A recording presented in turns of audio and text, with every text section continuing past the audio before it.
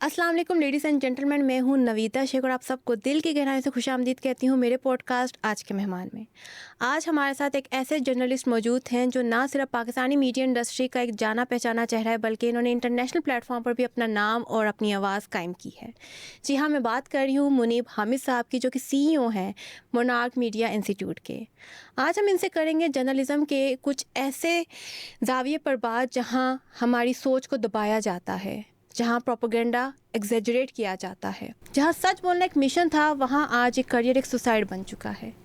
तो वक्त ज़ाया किए बगैर करते हैं अपने मेहमान को वेलकम और करते हैं इनसे कुछ मज़ेदार सवालात। अस्सलाम वालेकुम सर, कैसे हैं वालेकुम आप? सलाम Naveeda, thank you so much for having me on your show. Thank you sir, आपका एक बहुत शुक्रिया, आपने हमें कीमती वक्त दिया। सबसे पहले मैं आपसे जानना चाहूँगी कि जर्नलिज़म का असल मकसद क्या है?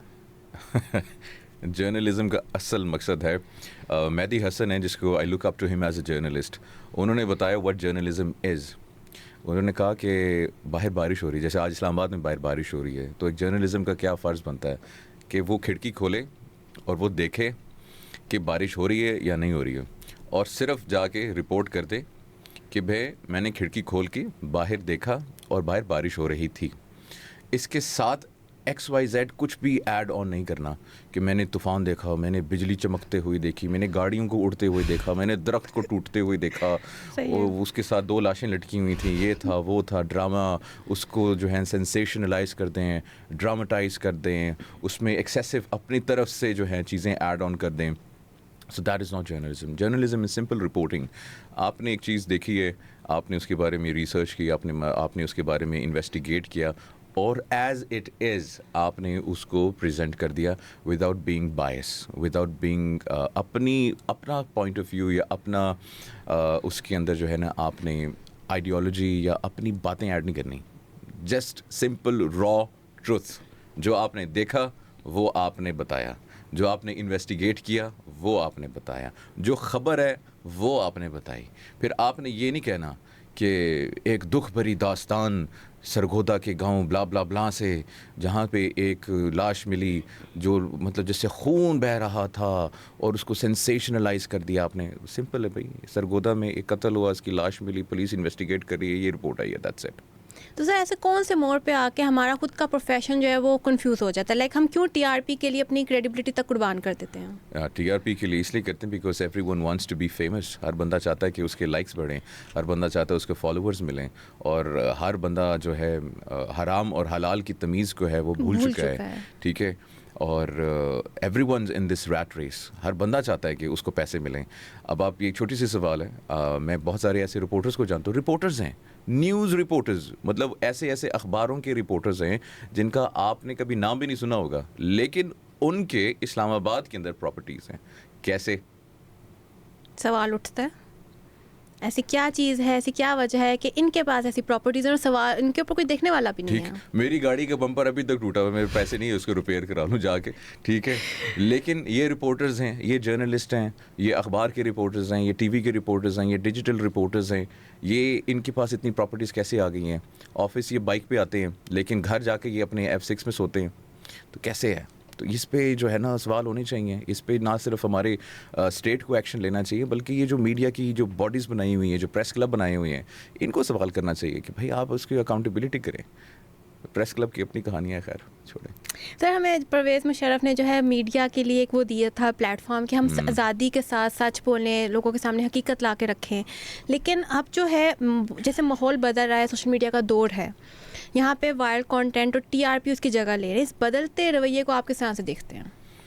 परवेज़ मुशर्रफ साहब ने एक अच्छा स्टेप लिया था मीडिया को आज़ाद करके, लेकिन वो आज़ाद करने का कॉन्सेप्ट बेसिकली ये था कि they could remain in the ethical boundaries of journalism. वो आज़ादी थी, the freedom to ask questions, ठीक है, the freedom to inquire, the freedom to investigate. ये आज़ादी नहीं थी कि आप जो है अपने कपड़े फाड़ दें और अपना जो है ना झूठ जो है बेचने लग जाएं, हराम कमाने लग जाएं, और जितने भी पाकिस्तान के लॉज हैं, पाकिस्तान की कॉन्स्टिट्यूशन है, पैमरा के लॉज हैं, उनकी वायलेशन स्टार्ट कर दें। लोग पाकिस्तान के अंदर जितने भी सहाफ़ी हैं, सबसे पहले तो ये अनएजुकेटेड हैं, इनको पता ही नहीं है कि सहाफ़ी जो है ना जर्नलिज्म क्या है, because they have not equipped themselves with the skills and the knowledge आप किसी रिपोर्टर को किसी को भी बंदे को उठा के पूछ लें, उसके पास एक्सपीरियंस होगा, उसने जो है ना मार खाई है विद एक्सपीरियंस, 10 साल ऐसा ही बाद है। 5 साल बाद उसको gradually when he is in the grind he is learned all of those things. उसने पहले नहीं सीखा कि एथिक्स क्या होती हैं, how to ask a question. हमारे रिपोर्टर्स को सवाल नहीं करने आते हैं, जी, और जी। इतना एम्बैरेसिंग होता है जब आप किसी फॉरेन डिग्निटरी से बात कर रहे हो और वो आपको बेइज्जत कर देता है कि आपको सवाल करने की तमीज़ नहीं है, या मैंने एक चीज़ ऑलरेडी प्रेस ब्रीफिंग में बता दी है और you asking me the same thing again. और ये हुआ था जब Russian foreign minister Sergei Lavrov Pakistan में आए थे कपल ऑफ ईयर्स बैक। तो वो प्रेस ब्रीफिंग कर रहे थे और प्रेस ब्रीफिंग के दौरान उन्होंने सारी इंफॉर्मेशन शेयर कर दी, ठीक है। And then comes our very very ultra senior reporter और कहते हैं कि जी आप पाकिस्तान में आपकी मीटिंग में क्या बातें हुई हैं। तो वो कहते हैं कि मैंने एक बंदे अभी को तो गुस्सा आधे आएगा। घंटे की तकरीर की है, तुम्हें मैंने सारा बताया है, इसके अलावा कोई पूछो या इसके अंदर से कोई सवाल पूछो ना। सवाल पूछने का कॉन्सेप्ट नहीं है, आइडिया नहीं है, नॉलेज नहीं है, बस एक बेसिक सवाल है, आपको कैसा महसूस हो रहा है, आप यहाँ क्या कर रहे हैं और आप यहाँ पे क्यों हैं, मतलब ये चीज़ें हैं। और coming back to the freedom thing, Pakistan के अंदर सहाफ़ी, ये जो फ्रीडम है ना, जो लफ्ज़ है आज़ादी, इसको समझते हैं कि हम किसी का गिरबान पकड़ सकते हैं, हम किसी को गालियाँ दे सकते हैं, दिस इज़ फ्रीडम। हम बदतमीज़ी कर सकते हैं, हम लाइंस क्रॉस कर सकते हैं, ये फ्रीडम है। ये पाकिस्तानी लोग समझते हैं कि ये आज़ादी है, लेकिन दिस इज़ नॉट आज़ादी। लेकिन जब ठीक वो है? यही दिखा रहे होते हैं, उसी से व्यूज़ आते हैं, तो फिर ये ऐसा क्यों हो रहा है? ऐसा गलत हो रहा है, ऐसी आपकी सोसाइटी बन चुकी है। हमने अपनी सोसाइटी को खुद माइंड दिया है इस तरह ऑफ का। कोर्स, देखें आप अपनी सोसाइटी को, इसमें स्टेट फेलियर है, इसमें गवर्नमेंट का फेलियर है कि the government has failed to stop such nonsense and such content जिससे आपकी सोसाइटी का ब्रेन वॉश होता है और वो जो है गलत तरफ जो है वो डायरेक्ट हो जाते हैं। ये स्टेट का फेलियर है ना, पैमरा है ना। सही, लेकिन हमारे यहाँ जो चीज़ें सेंसर कर दी जाती हैं, अब हमारे यहाँ पे मीडिया ऑनर्स हैं, आपको लगता है कि हम हमारी लोगों के लिए एक सच का प्लेटफॉर्म लेकर आए हैं, या हमारे कह लें कि पावर सर्कल्स के लिए कोई न्यू मेकिंग बॉडी लेकर आए हैं? मेरे ख्याल से ये चीज़ तो अभी बहुत विजिबल है, ये पावर सर्कल्स हैं। आप देख लें ना, चैनल्स के ओनर्स कौन है, आप ये उठा के देख लें, उसमें से कोई मेरे ख्याल से कोई 5% ही होंगे जो कि वाकई जिनका कोई जर्नलिस्टिक बैकग्राउंड है। मैं नाम नहीं लेता, नाम क्यों नहीं कुछ लेंगे सर? कुछ जियो का है मीर शकीलुर रहमान, ठीक है, मीर शकीलुर रहमान साहब, he has a journalistic background. ABN news है, जो है हमारे क्या नाम है, अब्बासी साहब, उनका जर्नलिस्टिक बैकग्राउंड है, is from the newspaper industry. दुनिया का थोड़ा सा मेरे ख्याल से है उनका background. Majority of the channels Pakistan में 120 न्यूज़ चैनल है, ये आप 10 चैनल निकालें जिनका जर्नलिस्टिक बैकग्राउंड है, बाकी 110 चैनल जो उनका जर्नलिस्टिक बैकग्राउंड नहीं है, वो किसी वडेरे का है, वो किसी चौधरी का है, वो किसी स्टील मिल्स के मालिकान का है, वो किसी शुगर मिल के मालिक का है, वो किसी रियल एस्टेट वाले का है। और फिर आप लोग ये तवक्को करते हैं कि जब उसने एक चैनल बनाया है with a point of view कि मैं इस चैनल से पैसे कमाऊंगा, और ये उसने भी इसी पॉइंट ऑफ व्यू से बनाया है, लेकिन पाकिस्तान की आवाम समझती है कि ये ईदी सेंटर है, ये हमारी तरबियत करेगा, और जिसने तरबियत करनी है माँ बाप, वो गेमों में लगे हुए हैं। सही बात है। ठीक है, हम देखते ही नहीं, चेक एंड बैलेंस ही नहीं रखते कि क्या कंटेंट हम कंज्यूम कर रहे हैं। मतलब हर बंदा अपनी जिम्मेदारी जो है ना वो दूसरे के कंधों के ऊपर फेंक रहा है। माँ बाप अपनी जिम्मेदारी जो है वो स्कूल पे फेंक रहे हैं, स्कूल अपनी जिम्मेदारी कंटेंट पे फेंक रहा है, कंटेंट अपना किसी और पे फेंक रहा है। तो इस तरीके से ऐसा राउंड एंड circle राउंड चल एंड रहा राउंड है। चल रहा है, and the whole society is being destroyed, the fabric has been destroyed अपनी सही। सोसाइटी का। सर, हम ये देखते हैं कि जो भी जर्नलिस्ट सच बोलने की कोशिश करता है, हकीकत जो है लोगों के सामने ला के रखता है, तो हमारी ही सोसाइटी, या कह लें हमारी गवर्नमेंट, या हमारे सीनियर एस्टेब्लिशमेंट कह लें, या कुछ भी उन्हें कह लें, वो उनको लीगल नोटिस भेजते हैं, उन्हें थ्रेट्स देते हैं, उन्हें उन पर डेफर्मेशन केसेस बनते हैं। क्या सच बोलना जुर्म है?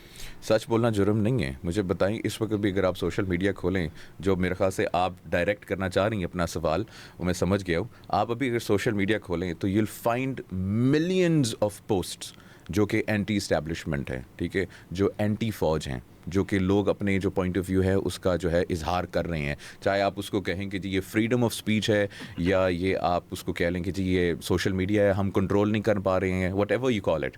लेकिन क्या वो 10 लाख के 10 लाख बंदा उठाया गया है? नहीं।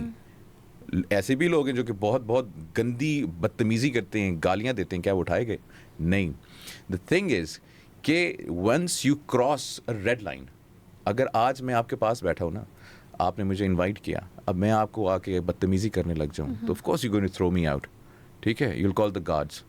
तो जब पाकिस्तानी, अगेन वही बात है, फ्रीडम ऑफ स्पीच का मतलब ये नहीं है कि आप किसी के घर की इज्जत के ऊपर हाथ डालें, आप उसकी बीवी के ऊपर बात करें, आप उसकी बहन पे बात करें, ठीक है, आप उसकी माँ पे बात करें, आप उसको गालियाँ दें, ये कोई कल्चर नहीं है। तो ऐसा कॉन्सेप्ट क्यों है जब हम कोई सवाल रखते हैं, अपने किसी गेस्ट को बुलाते हैं, उनसे बात करते हैं, वो कोई एक अच्छी फिगर हो और मैं नाम नहीं लूँगी, लेकिन हमें कहा जाता है कि इनके सर्टन उस पॉइंट को जो है ग्लोरीफाई करें। किसी के फादर की अगर डेथ है तो उसको ग्लोरीफाई करें, इसकी बेगम का कोई स्कैंडल है तो उसको ग्लोरीफाई करें। ऐसा क्यों कहते हैं?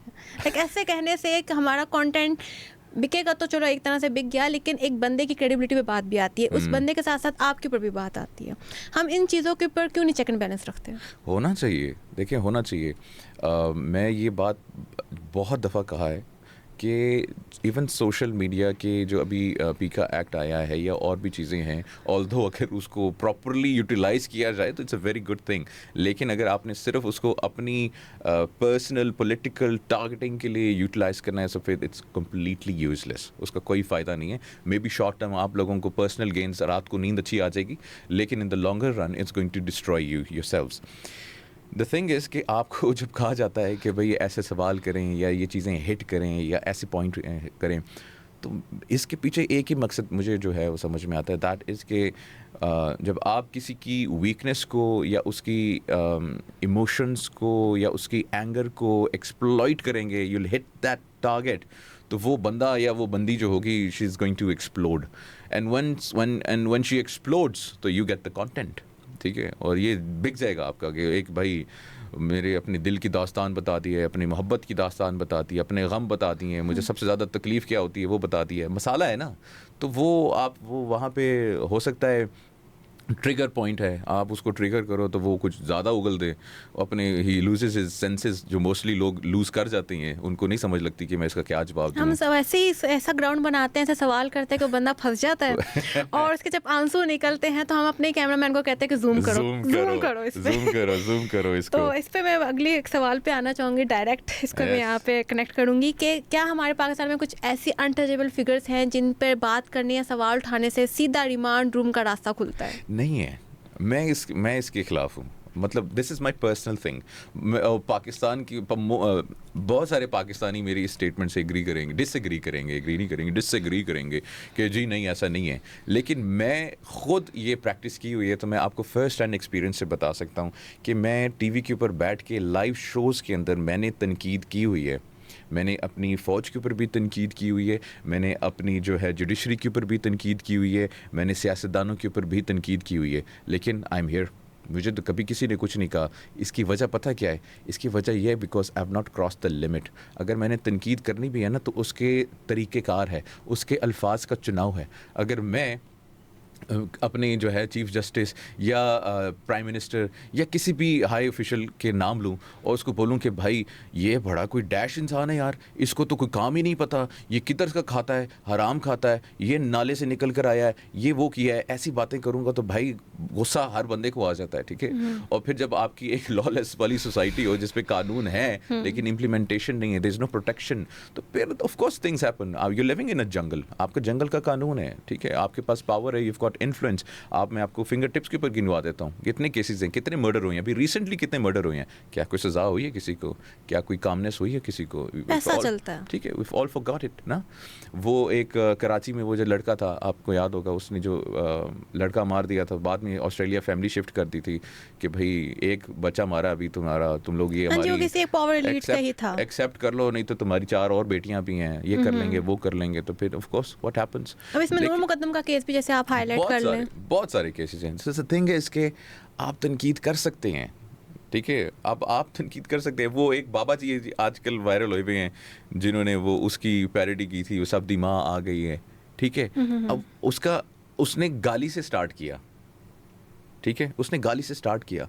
अब गाली देना किसी को बर्दाश्त नहीं होगा, किसी को। मैं आपको यहाँ पे बैठ के गाली दूंगा तो आपको मुझे वेलकम करेंगे, कहेंगे मुनी मैं आपके लिए एक और ब्लैक कॉफी मंगवाती हूँ, साथ में ब्राउनीज भी मंगवाती हूँ, ऐसा तो होता नहीं है, ठीक है। आप भी कहेंगे चल किसी भी क्रिएटिविटी पे बात नहीं की जा सकती, ठीक है। So everyone has a trigger point, everyone has a patience तो आपको पाकिस्तान की आवाम को क्यों ऐसा लगता है कि यार अगर हम किसी की पेशेंस को जो है ना हम टेस्ट करते हैं कि यार इसकी पेशेंस कब तक है, और फिर जब आप किसी को गाली देते हैं फिर वो बंदा रिएक्ट करता है तो फिर आप कहते हैं ये देखिए हमारे साथ ज्यादती हो रही है, ये जी आज़ादी इजहार के ऊपर जो है हमला हो रहा है, ये पाकिस्तान की जमहूरियत के ख़िलाफ़ है, ये पाकिस्तान की कानून के ख़िलाफ़ है, ये पाकिस्तान के आइन के ख़िलाफ़ है। तो अपनी भी तो आप थोड़ी सी तरबियत देख लेना थोड़ा सा। मतलब हम लोग जो है आज़ादी इजहार के ऊपर अपने एथिक्स भूल जाते हैं। एथिकली आप मैं आपको लिख के देता हूँ, आप तमीज़ के दायरे में रह के अच्छे अल्फाज के साथ जो है क्रिटिसाइज करें, आपको कुछ भी नहीं होगा।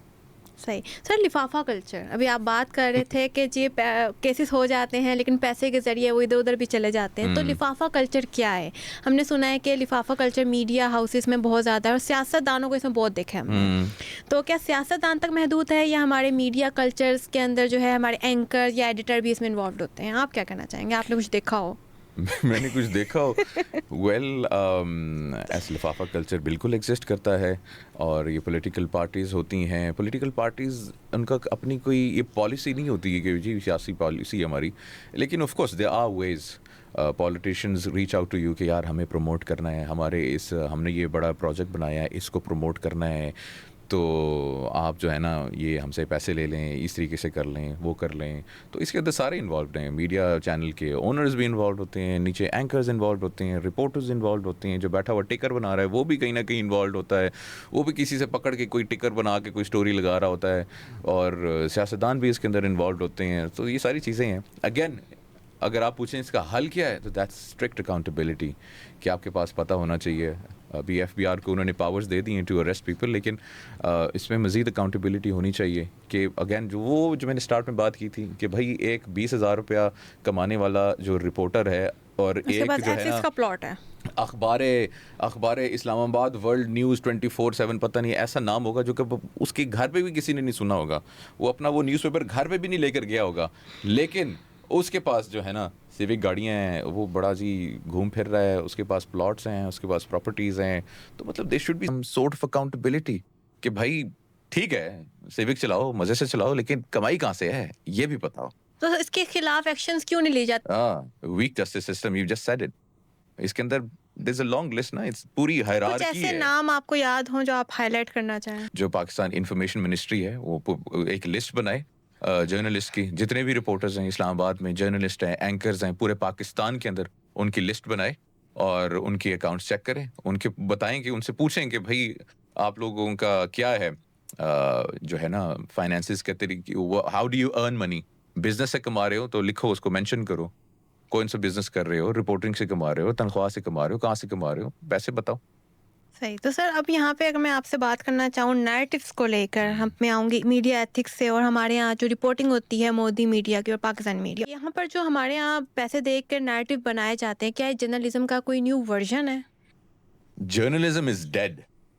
Now media has become a battlefield. Journalism मर चुका है, अब जर्नलिज्म एग्जिस्ट नहीं करता, कहीं भी दुनिया में जर्नलिज्म एग्जिस्ट नहीं करता। Journalism has now become a tool of war, of propaganda, of influence, of narrative building. अब ये एक टूल बन गया, मतलब दिस इज लाइक एक आर्मी है, उसके पास F-16 है, उसके पास टैंक हैं, उसके पास मिसाइल हैं, उसके पास रेडार हैं।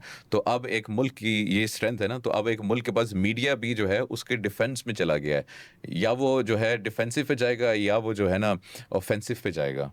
तो अब ये आपका जो मीडिया है या जर्नलिज्म है, जर्नलिज्म तो फिर खत्म हो खत्म हो चुकी है। It does not exist in any part of the world. अगर आप ये कहें कि जी US में जर्नलिज्म हो रहा है या UK में बड़ा जर्नलिज्म हो रहा है, उनकी गोरी गोरी रंगत को देख के हम कहें जी वाह भाई वाह बड़ा जबरदस्त जर्नलिज्म हो रहा है, नहीं, इट्स ऑल प्रोपेगेंडा। हर मुल्क अपने मीडिया को एज अ टूल अब यूज कर रहा है for narrative building, for counter narrative and for defence purposes या फिर ऑफेंस पर्पसेस। आपने मोदी की बात की, वो ऑफेंस पर्पस के लिए उसको यूज कर रहा है, वो डिफेंसिव नहीं है, वो ऑफेंसिव है। वो इतना चीखेगा झूठ, वो इतना झूठ चीखेगा कि दुनिया को लगेगा कि यार ये बंदा जो है ना ये सच कह रहा है। ठीक है, अभी आपने बात की पाकिस्तान और इंडिया की मीडिया की कंपैरिजन की। पाकिस्तान का media as compared to the Indian media is a bit subtle. ठीक है, इनमें थोड़ी सी मतलब एथिक्स हैं, अभी थोड़ी सी बाकी हैं as compare to the Indian media. लेकिन एक टाइम था कि ये इंडियन मीडिया को कॉपी कर रहे थे। हाँ मैं जी। चैनल्स का नाम नहीं लूंगा, लेकिन आप उनको देखते थे, हमारे दोस्त है ना, तो वो कहते थे हमें एंकर्स को कि चीखे मारे आप, ब्रेकिंग न्यूज़ ऐसे नहीं देनी कि जी आज इस्लामाबाद के अंदर जी बारिश हो रही है, ये हो गया वो हो गया जी, चीखे, मतलब ये बाकायदा ऑर्डर्स होते थे। तो आई एम ग्लैड कि किसी की आंखें खुली और उसने कहा कि यार ये खराब है इवन तो बहुत चीज़। प्रमोशन टाइम पे भी ये हाईलाइट किया जाता है, जब इंडियन मीडिया में दिखाया जाता है किसी भी फिल्म की प्रमोशन होती है तो उनसे वही फजूल सवाल करते हैं हाँ। कि स्टोरी बता दे, तो उनको भी एक जवाब दिया जाता है कि आपके लिए सिनेमा में इसलिए हमने करवाई है, जाके देख ले। तो वही चीज़ हम कॉपी कर रहे होते हैं कि हम यस, किसी ना किसी तरीके से कुछ ना कुछ ऐसा निकलवा लें कि वो यस। ब्रेकिंग न्यूज़ बन जाए, और वहीं से हम कहते हैं कि हमारा वायरल कंटेंट है। Yes, exactly, this is the thing. मतलब कॉपी करना बंद करें यार, मतलब ओनरशिप कॉपी अपनी, में भी वो जो है ना, नकल में अकल भी अकल की जरूरत है। वो नहीं है ना, मतलब वो नहीं है। लेकिन इंडियन मीडिया अभी जिस तरह से अभी आफ्टर बुनियान मरसूस जो ऑपरेशन था पाकिस्तान इंडिया की, जो एक वीक लॉन्ग जंग थी, उसमें जिस तरह से बुरी तरह से इंडियन मीडिया एक्सपोज हुआ और पाकिस्तानी मीडिया ने एक बड़ा ही पॉजिटिव किरदार अदा किया, वो काबिले तारीफ है। इसको बिल्कुल मैं ये कहूँगा कि पाकिस्तानी मीडिया ने बहुत अच्छा किरदार अदा किया। उन्होंने कोई ऐसी इंफॉर्मेशन नहीं शेयर की जो कि बाद में चैलेंज हो सके, या ऐसी न्यूज़ नहीं शेयर की जिसके पीछे कोई फैक्ट्स ना हो, जिसके पीछे कोई बेसिस या उसकी स्ट्रॉन्ग फाउंडेशन ना हो, as compared to the Indian media जो कह रहे थे जी कि लाहौर की जो पोर्ट है हमने तबाह वो कर दी उसने है। तबाह कर दी है, कोयटा में सबमरीन्स फिर रही थी वो हमने तबाह कर दी हैं, और जी वो पता नहीं कोई हाई राइज टावर है उसके अंदर जहाज हमने पार्क किए हुए हैं, किसी को पता ना लगे, F-16 वहीं से ही उड़ते हैं, वहीं से निकलते हैं, वो गेम की फुटेजेस चला रहे थे। तो as compare to the Indian media, Pakistani media काफी बेहतर हो गया अल्हम्दुलिल्लाह। फीमेल्स इन जर्नलिज्म कह लें या मीडिया इंडस्ट्री कह लें, कि जो ख़वातीन मीडिया इंडस्ट्री में या फिर हमारी जर्नलिज्म में काम करने के लिए आती हैं, उनको प्रोफेशनल डिसरिस्पेक्ट, जेंडर बाइसनेस और हरेसमेंट का शिकार वो होती हैं। इस हवाले से आप क्या कहना चाहेंगे? आप इसको किस तरह से देखते हैं? क्या ये सही है, हम कि हम सेफ प्लेस पे हैं या नहीं? अच्छा, यहाँ पे मैं कहना चाहूंगा कि ये सिर्फ लड़कियां जो है ना वो हरास नहीं होती, यहाँ पे मर्द भी हरास होते हैं, ठीक है। और हमने इसको सिर्फ बल्कि मॉडलिंग इंडस्ट्री में सुना था कि सिर्फ फैशन इंडस्ट्री नहीं नहीं में नहीं नहीं मर्द नहीं, बेचारे। क्योंकि मैं अपने मर्द भाइयों के लिए ना आवाज बुलंद करना चाहूंगा कि एक चैनल के अंदर या एक मीडिया हाउस के अंदर, बीट एंटरटेनमेंट, बीट न्यूज, वहां पे you would be shock to hear this, लड़कियों से ज्यादा लड़के हरास होते हैं, लड़कियों से ज्यादा लड़के हरास होते हैं, इमोशनली हरास होते हैं, सेक्सुअली हरास होते हैं, और what ever sort of harassment आप उसे कह ले, ठीक है। लड़कियों को फिर थोड़ा सा ना एक स्पेस मिल जाता है कि इससे हमने तमीज से बात करनी है, या जो है ना एक सॉफ्ट लहजे में बात करनी है। लेकिन the men out there are going through hell. लड़कियों के लिए बेस्ट ये, मतलब you know, even for men, देखें जो जो मैनेजमेंट होती है ना वो बहुत वीक होती है, और आजकल का जो दौर है ना, डिजिटल दौर है, ठीक है। आपको कोई हरास कर रहा है ना, तो आप अपनी वीडियो बनाएं, अपलोड करें। अपलोड कर दें, ठीक है। अपलोड करने से पहले ना उसको दिखा दें कि मैंने वीडियो बनाई है और ये अपलोड होगी, मेरा दोस्त जो है ना वो इस चैनल में है और इसके इतने फॉलोअर्स हैं, एंड ऐसे वायरल होगी। तो you either you no seek an apology from me and और tata bye bye. Be confident, women men should be confident enough. कि हमारे यहाँ जो बेसिकली अगर कंपैरेटिव एनालिसिस करें हम इंडियन मीडिया का और पाकिस्तानी मीडिया का, आपको नहीं लगता कि मोदी मीडिया ने एक फिक्स नैरेटिव डेवलप कर लिया है जहाँ पे हर मुसलमान टेररिस्ट है और हर हिंदू नेशनलिस्ट है? ये सिर्फ आपको ऐसा क्यों लग रहा है कि सिर्फ मोदी ने ये नैरेटिव फिक्स किया हुआ है? This is a global narrative कि मुसलमान दहशतगर्द हैं, इस्लाम जो है वो दहशतगर्द मजहब है और दहशतगर्दी को प्रमोट करता है। आप मुझे बता दें, नेम द कंट्रीज इस वक्त पूरी दुनिया में जहां पे जंगें हो रही हैं और 99% of them are Muslim states. Libya देख लें, यमन देख लें, अभी आप ईरान देख लें, अभी पाकिस्तान के साथ जंग हुई थी, अफगानिस्तान देख लें, इराक देख लें, सोमालिया देख लें, आप मिस्र देख लें, सीरिया देख लें। मतलब ये कौन है? ये सारे मुसलमान मुल्क हैं, ठीक है, जो कि एक वक्त में बहुत अच्छा एक जो है ना एक अच्छी जिंदगी गुजार रहे थे, एक तरक्की कर रहे थे, लेकिन दे वर ब्रॉट डाउन। क्यों? Because the world is afraid of Islam, the world is afraid of Muslims. कि अगर इनका निज़ाम या इनकी आइडियोलॉजी अगर किसी एक मुल्क में भी इम्प्लीमेंट हो जाती है and it becomes an example, तो भाई ये पूरी दुनिया के लिए, और ये जो हमारी एक मैन मेड डेमोक्रेसी है और एक हमारी मैन मेड जो एक हमने पूरी एक दुनिया के ऊपर हुकूमत कायम की हुई है, तो ये ख़तरे में आ जाएगी। सो इस्लाम इज़ द एनिमी, सिर्फ मोदी की एनिमी नहीं है, ये इसराइल की एनिमी है।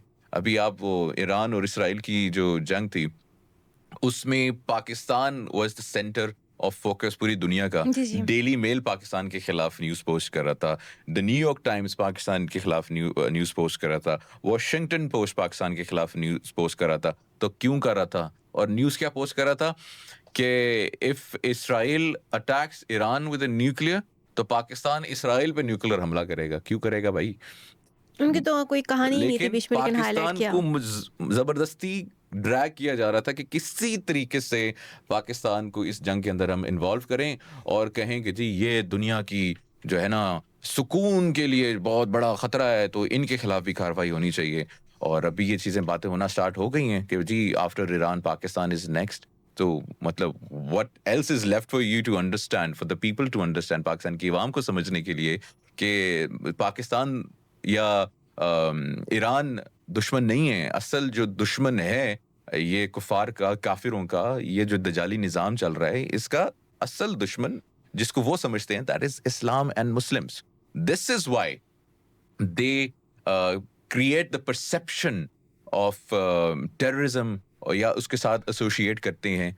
बाहर फ्रांस के अंदर, जर्मनी के अंदर, डेनमार्क के अंदर, यूरोप के अंदर अगर एक लड़की है वो बुर्का पहन रही है तो शी इज अ टेररिस्ट।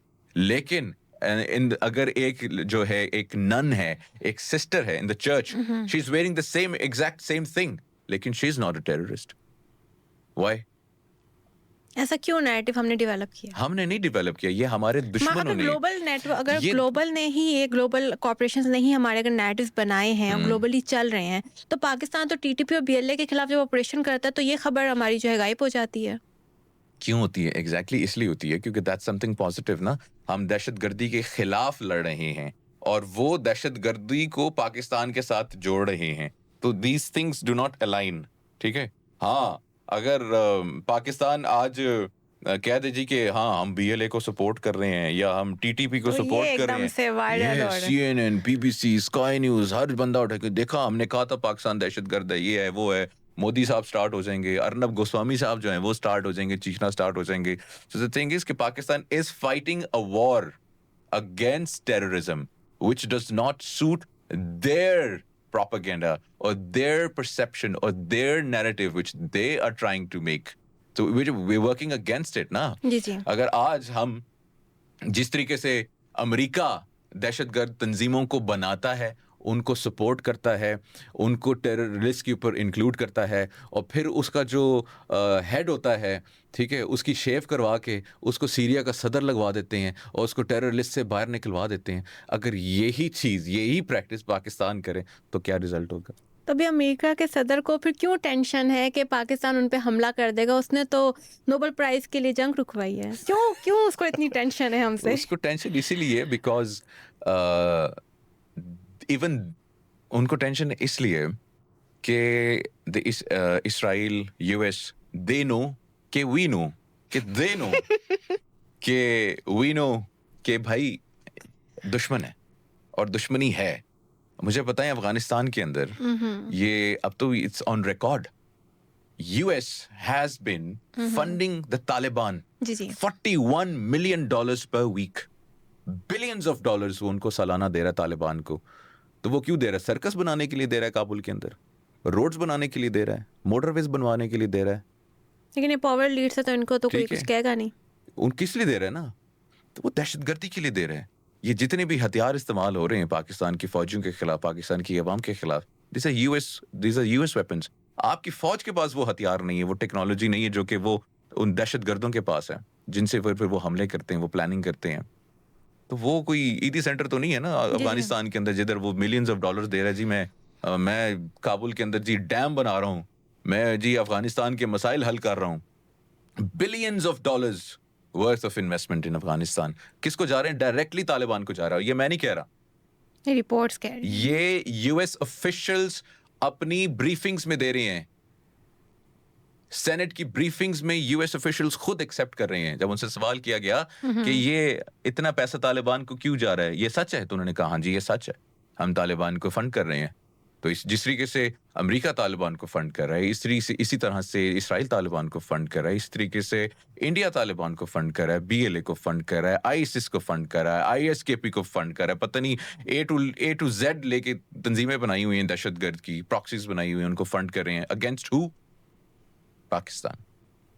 और because of Islamophobia. Of course, because Pakistan is the only, alhamdulillah, nuclear power state in the world and which is a Muslim country और जिसकी आवाम ये कभी नहीं कहती कि यार हमने किसी को मारना है. वो कहते हैं यार हमें सुकून से जीने दो, लेकिन कभी अगर हम पे हमला किया ना तो फिर छोड़ेंगे नहीं.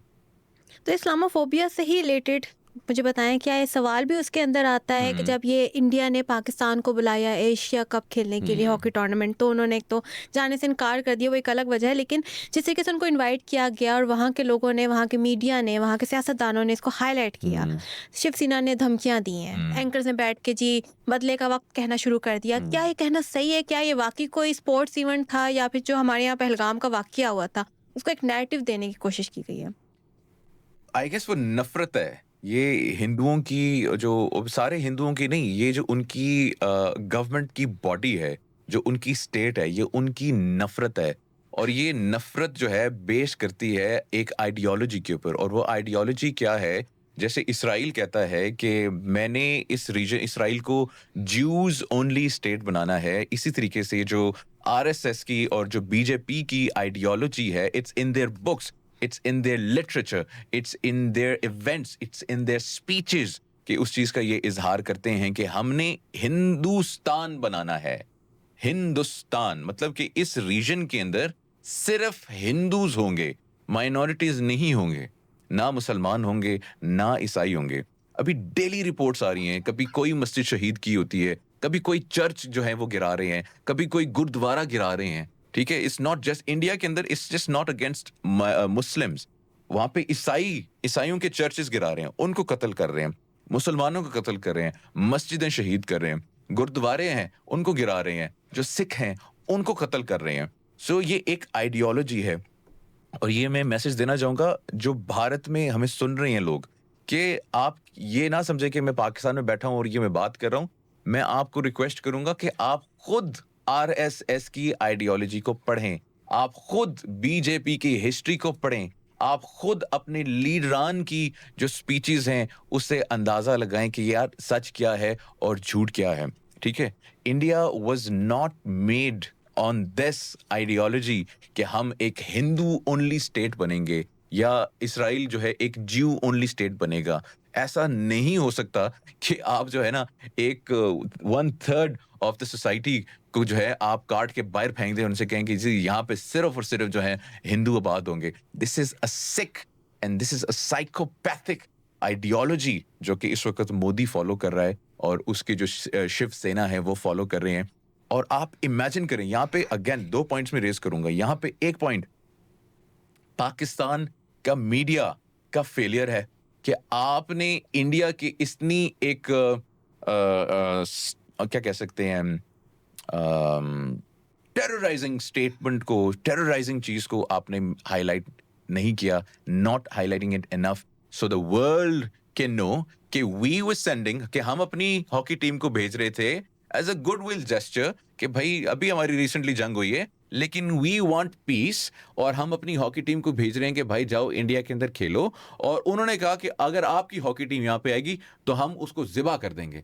ये पूरी दुनिया में, अफ्रीका से लेके यूरोप के कोने तक, ऑस्ट्रेलिया से लेके कनाडा के कोने तक जो है ये बात पहुंचनी चाहिए थी. हर एक शख्स को पता होना चाहिए था कि इंडिया ने क्या कहा है, क्योंकि इंडियंस झूठे, मक्कार, हिपोक्रेट्स, ये इतना झूठ बोलते हैं कि उनका झूठ सच हो जाता है और आपकी जो ट्रू नैरेटिव है वो फेल हो जाता है. तो I think we need to push this thing more कि जो इंडिया जब ऐसी दहशतगर्दाना बातें, आप इमेजिन करें वही बात जो आपने स्टार्ट में की थी कि global body is against Pakistan and it's in favour of India, it's in favour of India.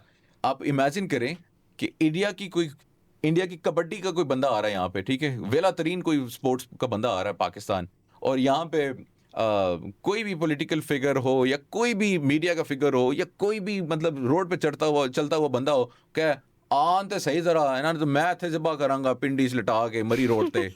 फिर आप देखें सही है। कि दुनिया कैसे इसके ऊपर रिएक्ट करती है, and that is exactly how you should react. आप अकेले हैं इस जंग में, मुझे पता है, लेकिन दैट मीन्स कि you need to put more effort in pressing your narrative. सही है सर, बहुत आपने जो है अच्छे पॉइंट्स हाईलाइट किए हैं। हमारा जो पॉडकास्ट वो ख़त्म भी होने वाला है, तो मैं चाहूँगी कि हमारी और बात हो, लेकिन मैं अब जो है इसको वाइंड अप करूँगी। तो मैं सबसे एक आखिरी और इम्पॉर्टेंट सवाल पूछना चाहूँगी, क्या हमारा मीडिया हमारी सोसाइटी के अंदर हमारे कल्चर नॉर्म्स को प्रमोट कर रहा है या पोलराइज कर रहा है? तबाह कर रहा है। यानी चीज़ें मोनेटाइजिंग की तरफ चली गई हैं। तबाह कर रहा है। आपका पैमरा है, उसमें रूल्स भी हैं माशाल्लाह से, बहुत सारे रूल्स हैं, लेकिन इनएक्शन है। आप मुझे बताएं कि जो आपकी टीवी स्क्रीन्स के ऊपर चीजें दिखाई दे रही हैं, जो ड्रामे बन रहे हैं, अभी वो पता नहीं, वो एक दानिश तैमूर साहब का वो ड्रामा बना हुआ था जो बड़ा वायरल बहुत था, blunt और ठीक है so जी, viral वो जी 51 exposed। शेड्स ऑफ बशीर बना हुआ है। मतलब ऐसा कंटेंट जो है आप अपनी सोसाइटी को दिखा रहे हैं, आप उन लोगों को बता रहे हैं, क्या ये पैमरा के रूल्स में आ रहा है? नहीं, क्या ये पैमरा कोड वहां ऑफ पे, कंडक्ट के तो अगेंस्ट जा रही हैं चीज़ें। मतलब आप पैमरा के रूल्स खोलें, द फर्स्ट आर्टिकल की वायलेशन में 90% ऑफ द मीडिया इस वक्त काम कर रहा है in violation of the PEMRA act rule number 1। तो आप हमारी नौजवान नस्ल को क्या पैगाम देना चाहेंगे जो हमारी मीडिया इंडस्ट्री में या जर्नलिज्म की लाइन में आना चाहते हैं? ना तो कुछ तो एक अच्छा मैसेज हो। बहुत से लोगों की ख्वाहिश होती है कि हम जो है यहाँ पे इस मीडिया इंडस्ट्री में आएंगे, कुछ अपने माइंडसेट के साथ आते हैं, कुछ अपने जो है वो मोटिवेट होके आते हैं। कोई एक ऐसा खास मैसेज आई गेस हम जो अपने स्टूडेंट्स को सुनाते हैं यूनिवर्सिटी में, वही बता दें। वेल द थिंग इज कि आपने चाहे मीडिया इंडस्ट्री में आना है, आपने जर्नलिज्म में आना है, आपको अपनी रिसर्च और अपनी एजुकेशन खुद कंप्लीट करनी है। अनफॉर्चुनेटली हमारी यूनिवर्सिटीज़, हमारी एजुकेशनल इंस्टीट्यूट्स ये मनी मेकिंग मशीन्स हैं। ये आपको 4 साल बाद एक कागज़ का टुकड़ा पकड़ा देंगे, आपसे 20-30 लाख रुपया ले लेंगे, आपको कुछ भी नहीं सिखाएंगे। तो जिसने भी जिस फील्ड में भी जाना है, आप अगर अभी स्टूडेंट हैं तो start studying about it yourself. Internships करें, प्रैक्टिकली वहाँ पे जाएं, उन चीज़ों को ऑब्जर्व करें, गो इनटू द इंडस्ट्री। 1 घंटा, 2 घंटे, 3 घंटे डेली अपने इन्वेस्ट करें उस चीज़ के ऊपर, ताकि जब आपकी, this is for those people जो कि यूनिवर्सिटी के अंदर पढ़ रहे हैं, ताकि once you graduated you at least have some basic foundational knowledge कि मैंने आगे जाके करियर में, अपना स्पेसिफिक करियर में क्या करना है। और करियर को हैव गोल्स इन लाइफ। 5 साल के गोल हैं, 10 साल के गोल हैं। ये नहीं है कि डिग्री खत्म कर लिया है, अब मैं क्या करूं, मुझे पता ही नहीं है। हमारे पास रिक्वेस्ट आती है बच्चियों की, जी हमें जॉब देते हैं। मैंने कहा किधर? कहते हैं सर आप देख लें, जहां भी फिट होते हैं हमें फिट कर दें। तो मैंने कहा मेरे पास स्वीपर की है फिर अवेलेबिलिटी। तो कहते नहीं सर, हमने स्वीपर थोड़ी बनेंगे। मैंने कहा तो फिर मेरी जान मुझे बताओ ना। हम स्किल्स पे काम नहीं ठीक करते। है, तो learn skills, acquire skills and be very clear कि यार मैंने इस डायरेक्शन में जाना है, मैंने एंकर बनना है, मैंने रिपोर्टर बनना है, मैंने मतलब वेब डेवलपर बनना है, मैंने ग्राफिक्स डिजाइनर बनना है, मैंने वीडियो एडिटर बनना है, मैंने एनिमेटर बनना है, मैंने बिजनेस करना है, मैंने ये चीज करनी है। You have to be very very very clear in your ambitions, in your goals, and that is the only way you are going to achieve anything. नहीं तो अगर आप ये एक हर हफ्ते सुबह उठेंगे, कहेंगे आज मैं एंकर बनूंगा, आज मैंने वेबसाइट बनानी है, आज मैंने एप्लीकेशन बनानी है, आज मैंने सदर पाकिस्तान बनना है, तो मेरे जान कहीं भी नहीं पहुंचेंगे। तो have clear goals and be committed to those goals. जी, इसी के साथ नाज़रीन हमारे पॉडकास्ट का वक्त जो है ख़त्म हो चुका है। हमारे साथ मौजूद थे मुनीब हामिद साहब, जो कि एक ब्लंट जर्नलिस्ट, और उम्मीद करती हूँ आपको हमारा आज का पॉडकास्ट बहुत पसंद आया होगा। अपनी मेज़बान नवीदा शेख को इजाज़त दीजिए, दोबारा हाजिर होंगे एक नए मेहमान और नए मौजू के साथ। तब तक के लिए अल्लाह हाफिज़।